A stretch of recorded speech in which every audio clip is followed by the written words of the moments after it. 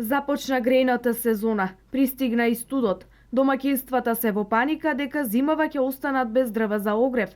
Штипјани и кочанчани стравуваат како годинава ќе ја поминат грејната сезона, додека во Малешевијата засега го немаат тој проблем.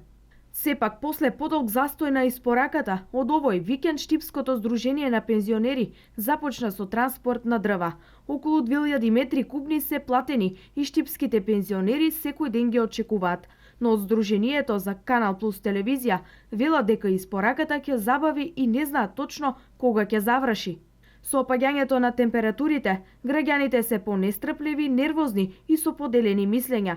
Дури не сакаат да зборуваат ни пред камера. Дрвата скапи се и плюс тоа ние сме години.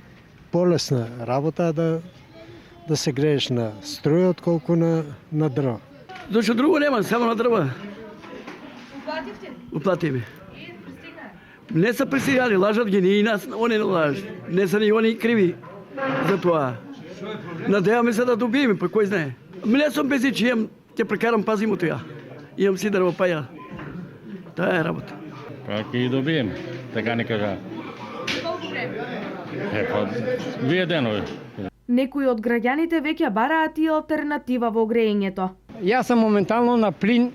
Добро е сега за сега, пасират ги и ги рекламират термопечките на струја, а дрвата, иако е качена цената, Штип се грее на дрва. Ако нема дрва, имаме комбинирано грејење. Имаме гасовити во горива и јаглен од Берово. Поевтино е. А 2 недели 300 денари. Да. И сега со срце го очекувам Јужен тек. Недостигот од дрва предизвика голем пораст на цените на огревното дрво, но и покрај тоа, многу е тешко да се дојде до него. Се продава дури за 15 евра поскапо за разлика од лани, од 3500 до 4000 денари. Со истиот проблем се справуваат и пензионерите од Кочани. Ветените и порачени дрва уште пред половина година се уште не им пристигнале. Тие стравуваат дека откако ќе ги потрошат и ланските, ќе треба да се греат на електрична енергија.